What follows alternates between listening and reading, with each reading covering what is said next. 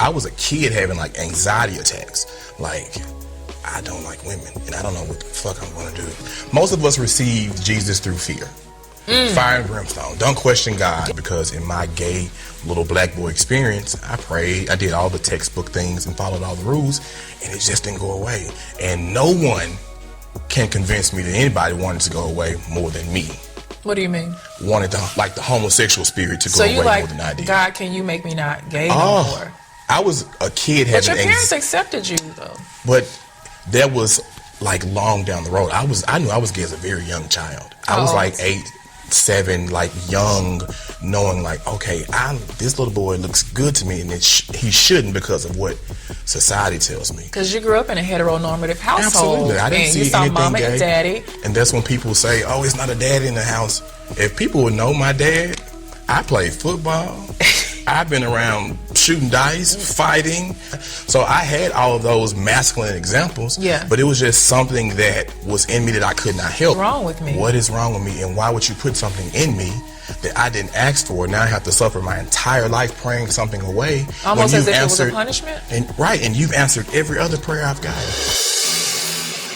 I know I'm crazy. I know I'm crazy. I know I'm crazy.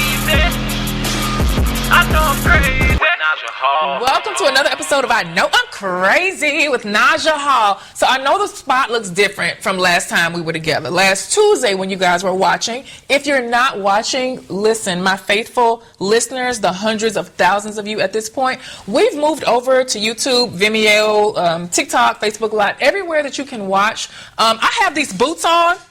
I got these boots on. I need y'all to come see your girl, and I also need you to see my ultra handsome guest today. So I'm in Memphis, Tennessee, my hometown, and I know you're like, Naja, where is your studio at? Are you a nomad? Baby, no, but I am mad. So I'm actually at a friend of mine's beautiful production studio, Spotlight Productions. They will be linked below. If you are in Memphis, Tennessee, I need you to pull up on them and book the space because it is incredible.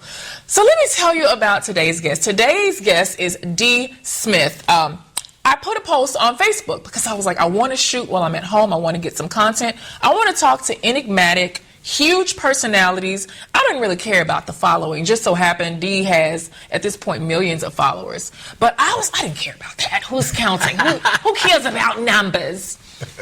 But I wanted to have some really deep, introspective conversations with some people from my hometown with different experiences. Dee has a podcast called Boy Please Whatever, lovingly inspired by a Memphis classic, a cult classic here in Memphis, Tennessee, one of the greatest poets and rappers. You know, y'all hear me talk about him all the time, Project Patah. Project Patah. Right. So I'm going to let Dee give us a little bit of his backstory, and we're going to get into some questions because we are talking about the queer experience. We're talking about the black church.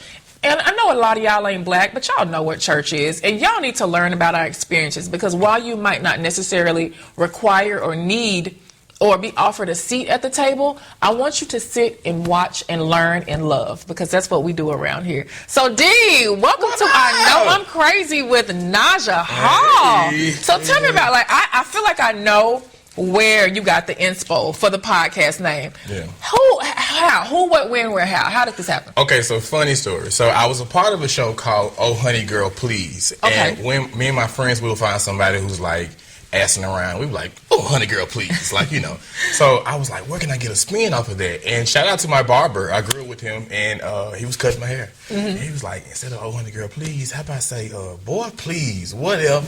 And because you have to say it like that. You have to say it like they said it in the rap. It stuck. You know, Chicken Head was an anthem. Like, still an anthem. It's still an anthem. You know, I just saw 3 6 Mafia and Project Pat in Brooklyn last month. They came, and the show was packed. Yeah. Packed. Those guys have a cult following. Absolutely. Yeah. So, boy, please, whatever. Now, how long has your podcast been around? It started February 6th of 2023. So I'm going on 2 years. Why have you been able, and I feel like I know the answer to this, but your followers are loyal. Mm-hmm. They are very engaged. Absolutely. And I think it has a lot to do with your personality, but how have you been able to build up this huge following?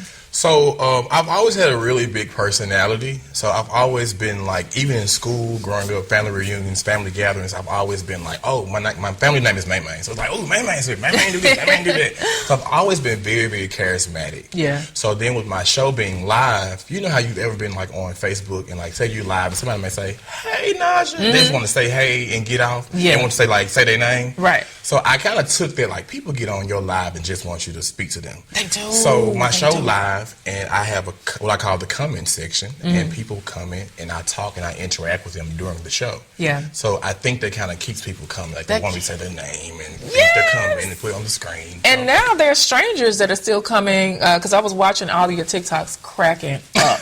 We're going to talk about that here in a second. But then there's still tons of strangers now that are falling in love with you and the brand. And you call them, they are called the Cauliflower Crew. Cauliflower Crew. And I know who gave them that moniker. I know who gave them that moniker, right? It was your pops. My pops. So you have to tell the story as your pops told it on the part of the interview that I was watching, because you speak a lot of the queer experience. Absolutely. And, you know, we were talking, I think you or someone had asked your dad, when did they know that you were gay? Yeah, so what I did was, since my show is interactive and I would do a thing called story time on Facebook. Okay. It's always something crazy my dad has said. So I was like, you know what, this time I'm going to bring it to life and put it on camera. So I allowed my followers to send me questions for them.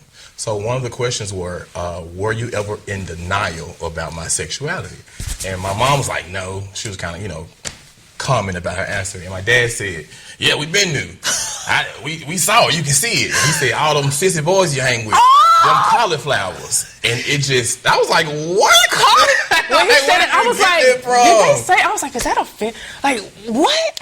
Is that something your dad made up? Because I have not heard that. He made that up. So he will always say, like, one time on Thanksgiving, I was like, hey, Dad, I'm at the store. Are there any sweet potatoes at home? Okay. And he was like, sweet potato? I was like, yeah, you know what sweet potato is? And he was like, the only sweet potato I know is you, son.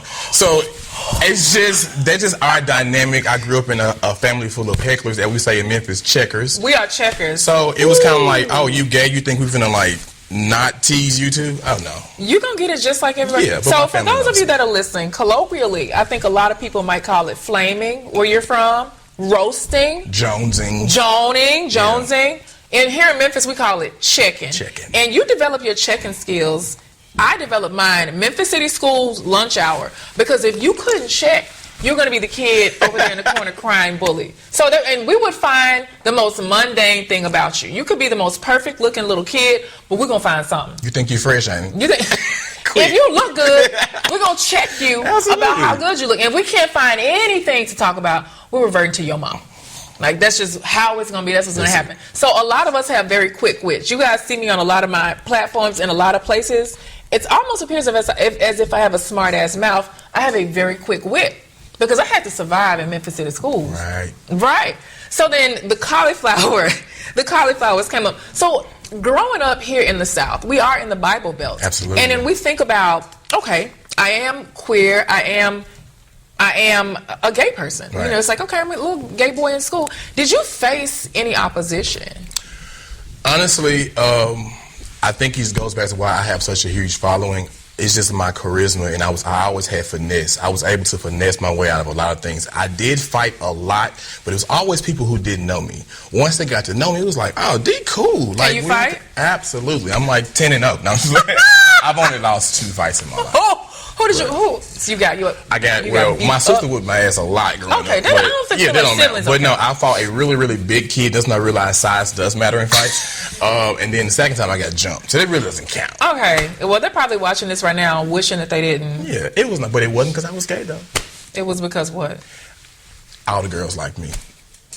They were jealous. They were jealous. Yeah. So, speaking about the Christian experience, because again, Bible Belt, a lot of us that grow up below the Mason-Dixon, we're Christian folks. For some of us, it's a devout belief. Mm-hmm. For some of us, it's a family tradition because your grandparents told them, their great-grands told them, and then Master told them this is what to believe in. We had a white Jesus in my grandma's house growing up, for sure. Absolutely. But I noticed, I saw that some of the things that you posted and you said, I don't, and if I'm wrong, No, If I'm quoting improperly, correct me. But you said, I don't think you're not Christian anymore, but you are spiritual. Is that correct? Absolutely. Okay, break that down for us. So you know how growing up in a Christian church, and you hear people say you have to know God for yourself. Yeah. And just like you said, it's like a traditional line of progression from master to grandmother to mother.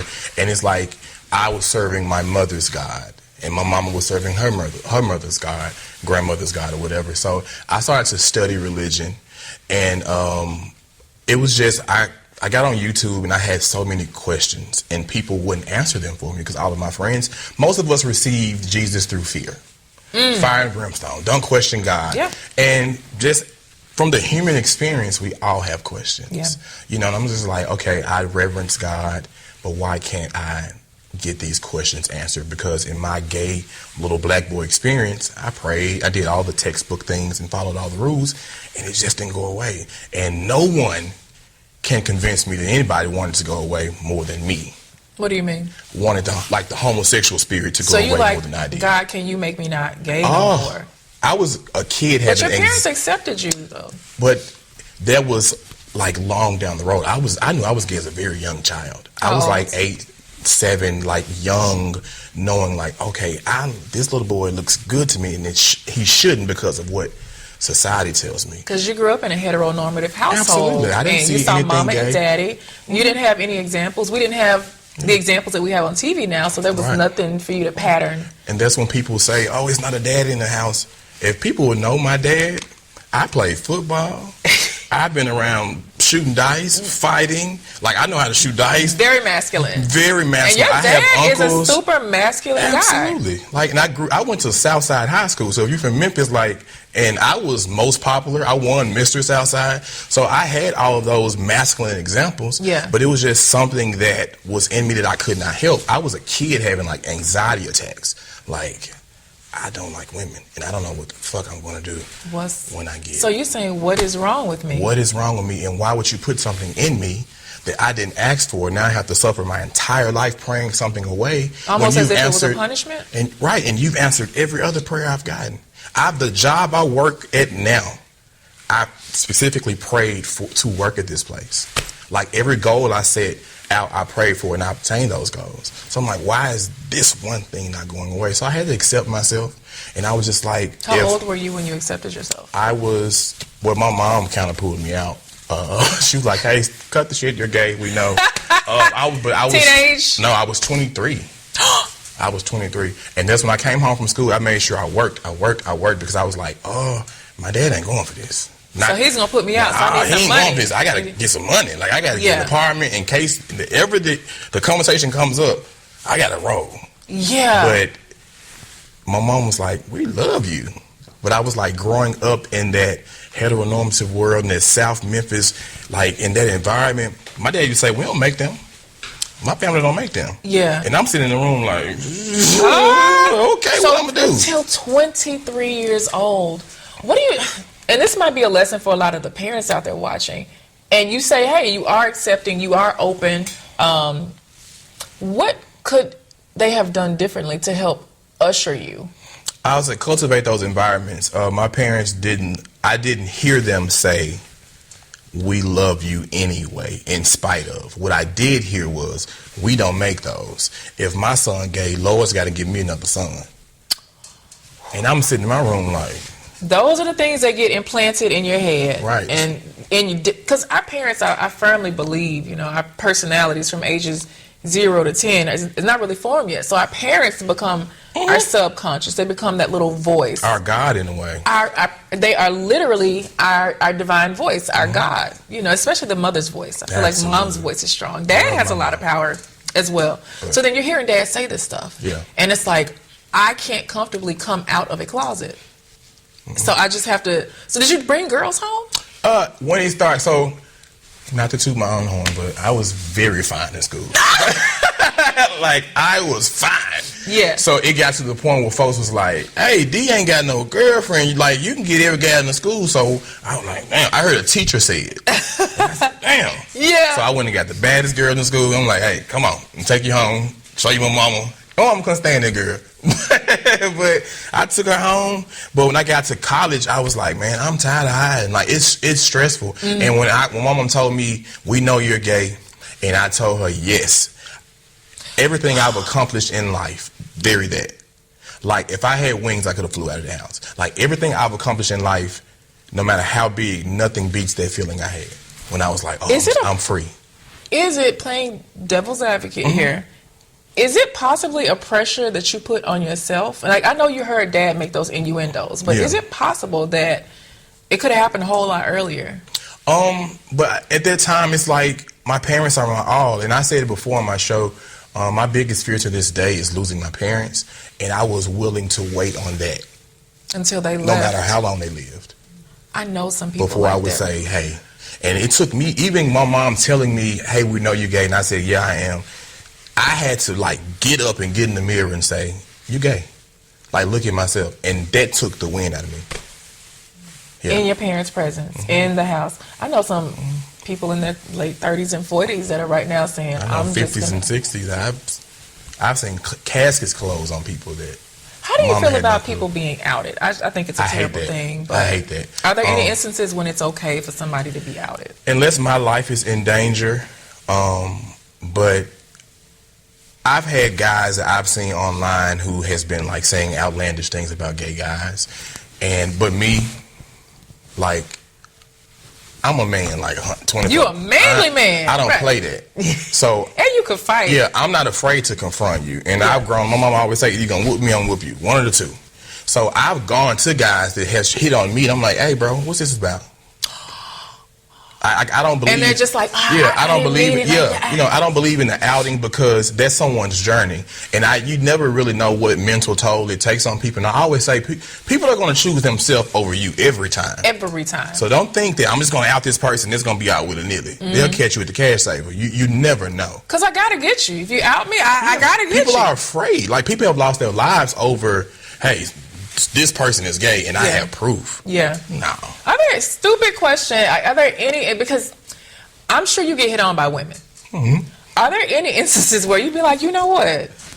She could be the one. She could be my baby mama. She could be my wife. I could go to the other side. I've tried all of that before. I was like, all right, this is it. But I think women are beautiful. I say any man that don't like cherish women don't like their mom. I love my mom. Yeah. So when I see women, I'm protecting a woman. I have a coworker. She's never touched a door handle. Like, I cherish women, but sexually, no. But I have a friend, I love grabbing her boobs. I don't know what it is. I'm like, yeah, come here. This is soft. I feel like marshmallow. And she got a breast reduction and I was pissed. Yeah. We talk on this podcast a lot about chaos and conflict. Can you recollect a time where there was some major conflict happening in your life, maybe an interpersonal relationship, a work relationship, any type of relationship, and how you had to resolve it?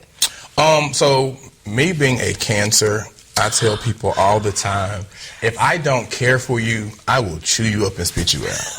But when I care for you, that's when I'm like, I kind of let stuff slide. So I was a part of a podcast, a talk show before, called Oh Honey Girl Please, and these were my friends, and I let a lot of stuff slide, and when I quit, it became chaotic. We're sending each other crazy text messages. The crazy thing was, it was like a lot of underlining mess. Yeah. Like, we didn't even have an argument. I was like, hey, you guys, I quit. I'm done. The last thing I said on the show was, we're still friends, right? Like, on the FaceTime call. And they were like, yeah. So I'm still calling. I'm giving you your time because I don't want to diminish anyone's journey or their feelings. Okay, you may be a little upset, but my thing is, it's not like we were syndicated. You act like I'm Joy Behar and you're Whoopi Goldberg. We're setting up a phone on the ring light in someone's living room. Like, relax. No, we're friends. Yeah, but it's casual. We're not taking no food out of nobody's mouth at this point. And my thing is, you have to accept your fault in a lot of situations. Like, y'all were not helping. So if I tell y'all, hey, I'm overworked as my friend, at least, not even co-host, as my friend, be like, hey, let me see what I can do. Let me learn. Because you just can't sit here and be willfully ignorant in 2024. Right. But when I quit, man, it was like, I didn't hear from anybody. It was like, we had a friend that passed away, went to the funeral, they treated me like Cousin Faith. Like, Nobody say anything. We're grieving here. Everyone's like, wait a saying. minute. So as soon as I start making y'all's life super easy, doing all the work, carrying the show practically on my back, and just say, hey, I'm stepping away. Boom. The friendship. Yeah. Could we define that as a friendship in the first place? I don't know. I don't believe people know how to resolve conflict, because it sounds like something that could have been a very easy. Can we talk through this? Yeah, I think when you're friends with like narcissists and people like to be coddled, and it's hard. I don't care how self-aware you are. Yeah. It's hard to hear, Naja, I didn't like this. Right. You know what I'm saying? But you have to reach a level of maturity where you're like, all right, I love you as my friend, so. But I did not like your particular action. Yeah. So can we talk about it so it doesn't. That's maturity, though. And a lot of people don't possess that. But don't call me and ask me, am I tired of the show? And I say, you know what? I don't owe you a lie, because I love you. I don't owe you a lie. And I say, I am tired. I do quit. And that's it. So now I'm mad at you. Yeah. And now I'm turning my back on you. Yeah. And I was an ex-people pleaser, so I was going to stay on the show as long as I could, you know, just for the sake of being that you asked me. It fell apart and it fell up, because now if I look at your numbers, if I just look at one of the numbers that you have on TikTok alone, you're knocking on 100,000. By this weekend, it'll probably be more than that. Right. So I think all opportunities, what do they say, a closed door? God doesn't close the door without opening the window. Yeah. So since you can't, do you define yourself as still Christian now? I am a spiritual being. I kind of confuse a lot of people, because I will get in your church choir and I will sing. Because he could sing down. I know that was you. That was you. I will sing in your church choir. I will sing at your funeral, because ask him to sing. I believe. I believe in like being intentional, and I believe what comes from the heart reaches the heart. And what changed my mind. So I don't identify as a Christian, to answer your question, but I had a friend that committed suicide. So I sang at his funeral, and the people like lost it. And I was like, you know what? My cousin have this, Brittany Shelby, she has this thing, she says, things are more the same. And at that point, I was like, you know what? My intentions were to encourage the family. Yeah. And I did that. So it's like I was no longer angry with what I was taught or whatever. But I do believe in God. I do believe in a higher power. I just don't believe in all of it's just a lot of stuff biblically that I just can't really rock with. It can be a confusing book. Yeah, the Bible can be a very confusing book. The other day, I run a page for people in like divorced people, co-parenting, step-parenting, and somebody came and commented, the reason that you stepmoms have all these issues is because God doesn't honor second marriage. After the first marriage, that's it, unless the wife dies. And I don't know what the scripture was. I've never went to look. And it was like, basically, you're in an adulterous marriage, and God doesn't honor it, which is why you haven't. That is asinine. So I was like, your Bible teaches you to not mix cotton and linen. Do you do that? I just told you. When you're on your cycle, you got to lock yourself up for 7 days. Because you're unclean, wench. I said, do you do that? And that's all I know off the dome, because I don't remember, because I didn't pay attention like that in Sunday school. But don't play with me, because I got some zingers for that ass. So, I understand, like, the Christian walk can represent a certain type of duality. You got to have a lot of cognitive dissonance to be like a devout Christian, though. I'm sorry. But you really do. You have to say, I'm okay with ignoring this huge part of the book, but this one fits me, so it works, and it's totally okay. Spirituality, though, before we move on to, because I got some little ratchet questions. Yeah, let's go. Like, what spirituality, for anybody that's in the place that you were once in, that's feeling like, okay, I'm going to disappoint friends, family, what's the conversation to have with the family? There was an episode of Iyanla Fix My Life, and like you said, the first 10 years of someone's life kind of creates who they are. Yes. And she would always ask about like your mother and stuff like that. And I do remember she had Leandra Johnson on her show, and she was like, she was giving her scriptures. And Iyanla isn't a Christian, but she was using her affirmation of faith to kind of like, okay, snap out of it. Yeah. So when I talk to people, and from like, I'm living in sin, I'm going to hell for being gay, I'm going to hell for this, I'm going to hell for that. And I was like, the word of God says, before you were formed in the womb, I knew you. And I was made in God's image and God's likeness.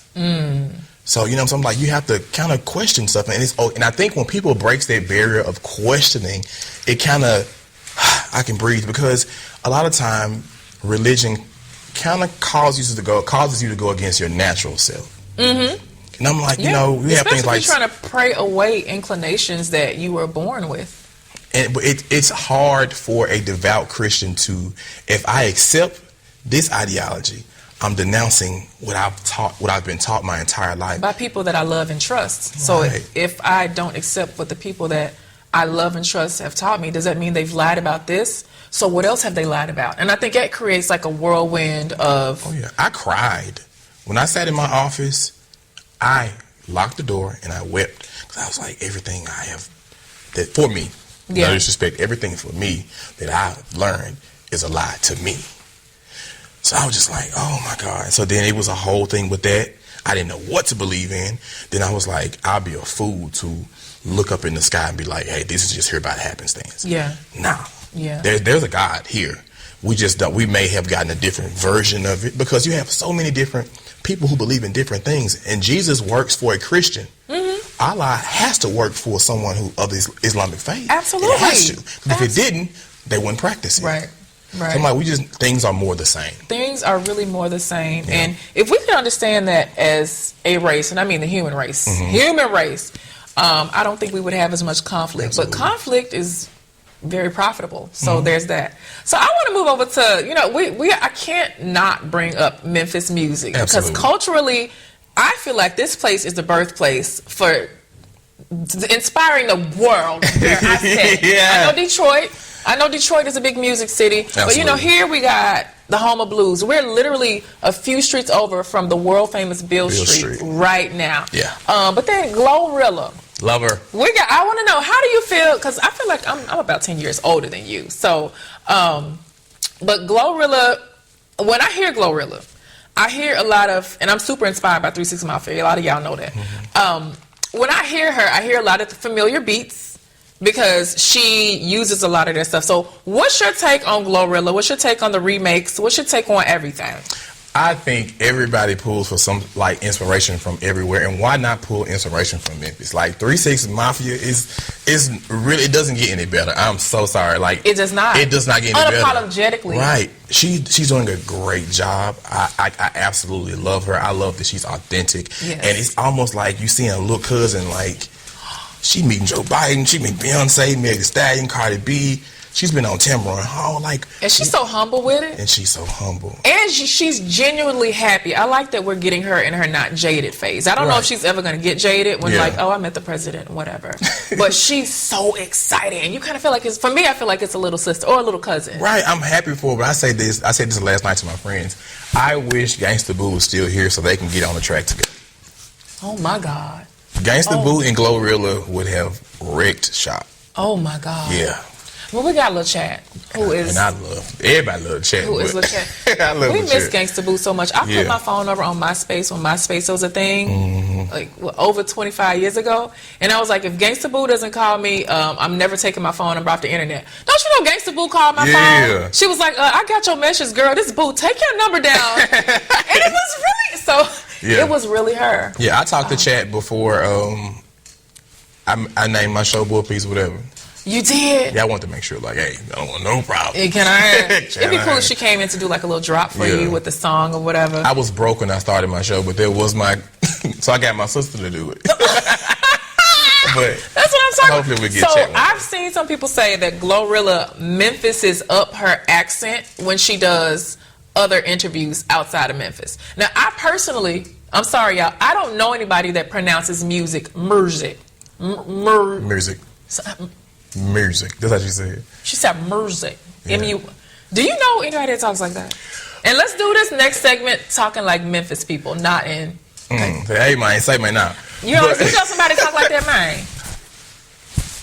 Honestly, no. I was on a show not too long ago. You're not doing it in Memphis. And I said, that's my friend. It needs to be more Memphis. Come on. But no. This is where we're at. But no, I don't know nobody to talk like her. But I think she just has a heavier Memphis accent. Like I say community, music.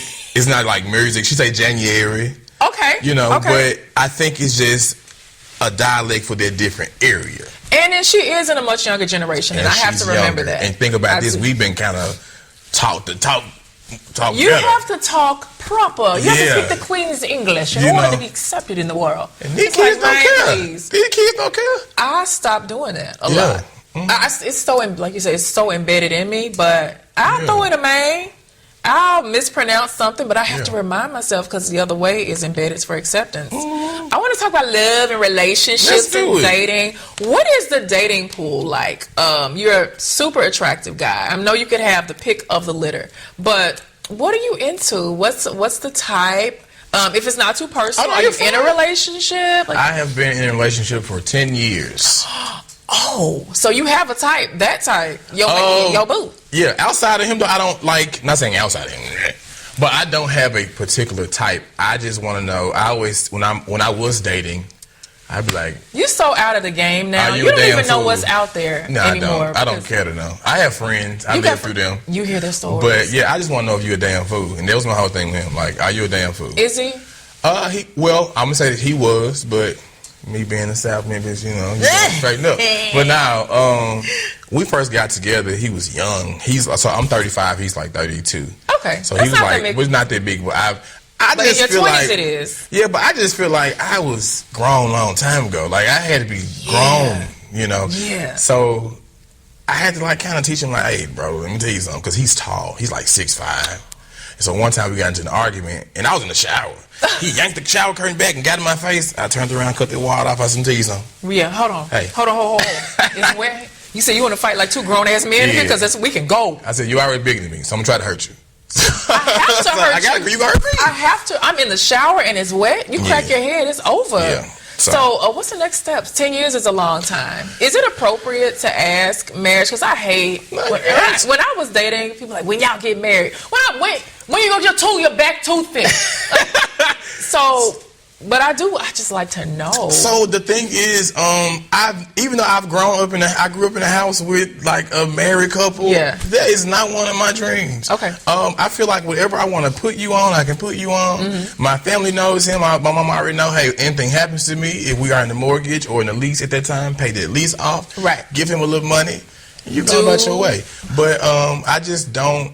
I don't know. If it happens, I don't mind making a lifetime commitment. But I feel like sometimes, like, no shade to anyone that's married. Yeah. But I feel like because I am. I don't want to get the government in my business. I might want to put you out tomorrow. You got now a driver's license. You got a health record. I know. I'm talking about as far as him. I might want to kick you out. Now I got to wait and pay for it. Yes, you have to, and that's a part of commitment that, you know, they kind of get a little frizzy. Yeah. So as far as what's it like now on the scene with the boys? I know you don't know, but you have friends. No, you can live vicariously through them. Like the people are gay men looking for love, fidelity?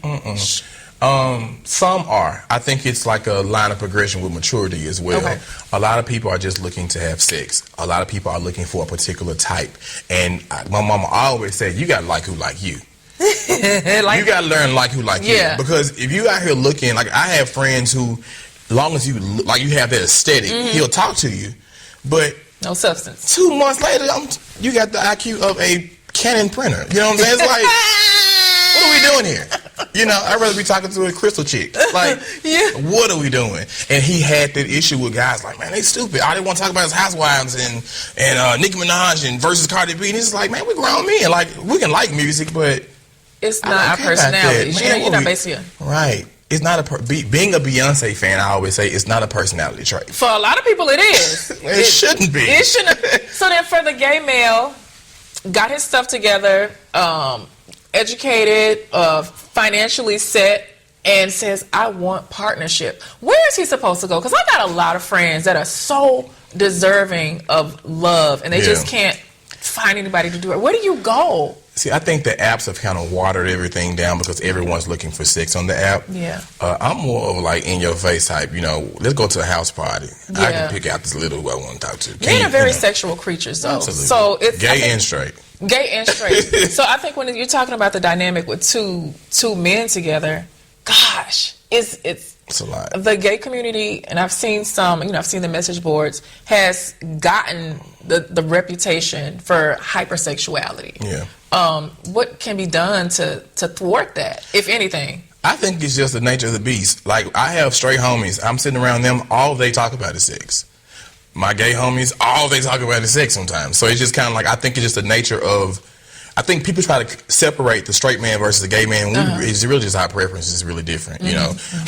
I think it's all the same. I really don't know what could be different. I'm just glad we have medicine now, Yes. protection and all that Yeah. stuff. But I think it's just what it is. I think people in society has made it to where having sex is such a bad thing. Yeah. And it's natural. Those urges are natural. And if it's two consenting adults, hey. If it's two consenting adults and then you've not made a promise to anybody out there that Absolutely. wants to, and I got to say this to a lot of guys, because I feel like one thing that I see that happens with men, straight or gay or somewhere in the middle, is y'all will let yourselves go. You don't take care of yourselves. Your circulation gets bad. Blood doesn't get flowing everywhere. And then that's when you want to settle down. But women and men want a person with a strong back. They want someone with pieces that work. They want someone that is gainfully employed. And if you have that little back tooth, that's even better. That's a benefit. Not a gaggle of children out there that are usurping money from this household, the broken one that you're trying to create with another human being. So take care of yourself and your health. And while you have your pipe in your hands, maybe go to the gym. Do some leg lifts. Yeah. And I'm talking to every man that's watching, every man in this room right now. All of y'all. There's a lot of them right here behind the camera. And you look like you take good care of yourself. Absolutely. You got a strong back? I do have a strong back. I have a strong everything. I'm just kidding. But no, I think women can do that too. Women, I mean, because the thing is, stuff happens. Yeah. You know, sometimes people just aren't self-aware. I do tell people also, make sure you are abiding by the contract that is set when you first start dating somebody. Now, a lot of us have been in society slut-shamed in a way, and we try to run away from our sexuality and our sexual desires. Yeah. So it's like I kind of don't want to tell you how I like it, or hey, I may be into threesomes, or I may not be ready for monogamy. I think when we get to that point, women and men, because women cheat more than men, they just cheat better. Women cheat better or more? Both. Who told you that? Men cheat. I'm gonna take you here. Women, y'all say y'all cheat better, but not more than men because y'all cheat better. Men cheat a lot because they get caught a lot. But it's still defined as cheating. But a woman is, we have more je ne sais quoi, as you might say. Women are smarter than We men. are more advanced, which is why we should be running the world. Right, I believe so. It's like, it's a shame. Kamala Harris. But but we still do run the world, though. yeah, absolutely. Yeah, we still run the world. James Brown said so it's a man's I world. always, before we go, I like to ask people that come on this podcast, because it's called I Know I'm Crazy with Naja Hall. Dee Smith, tell us, why do you know that you are crazy? I'm actually perfect. No, I'm just kidding. When I realized I was crazy and it actually attributes to who I am now, such an outspoken person, I would let people say stuff to me, and I'm like, I don't want to cause no problems because I don't like drama. But when someone says something to me and gets off slick, Naja, I can't sleep at night. I gotta get you. I mean, it's almost like vomit coming up. I'm like, oh my God, I'm about to pass out if I don't curse you out or say what I got to say. Are you the type to be like, you let it slide, and then later that night you're like, I gotta call him? But see, now I don't let it slide. When you make me uncomfortable, then and I get that feeling in my gut or that heat coming up my neck, hey, come in, I'll let you out. Yo, I only started that, like, I'm 43 now. I only learned that within the last year. I let so much slide, and now I'm like, yeah, I got my manager one time when gay marriage became legal. He was like, hey, just let you know, I was keeping time then. We have a pay code. No, he said, we now accept death in the family for gay marriages. Okay. And I said, is there a gay code? He was like, no, it's the same code. I said, so what you telling me for? Have I talked about my business? and he did this. He did this face, just like I did. Like, bro, don't play. You got him. Because I don't play with you. So don't play with me. Don't play with me. I don't play with you, so don't play with me. That's a good, I think that's a good place to drop off, y'all. We don't play with y'all, so don't play with us. Play with us. So listen, Dee, thank you so much for coming. Can you tell everybody where to find you, how to follow you, and make sure y'all follow, like, all that good stuff. All the good stuff. The show is called Boy Please Whatever. I'm on TikTok. My show goes live every Monday on YouTube at 7 p.m. Central Standard Time. I'm also on Instagram under Boy Please Whatever, and my Facebook is Dee Smith II. Yes, listen, and all of his links will be tagged below. Please go and spam him and tell him that you loved him and you heard him here on I Know I'm Crazy. I don't even know the name of my podcast. You heard him here on I Know I'm Crazy with Naja Hall. Damn! and I'm not editing that out. I I Know I'm Crazy with Naja Hall. Everywhere your favorite podcast is streamed. I will see you Tuesday. I love you. See y'all later. I know I'm crazy.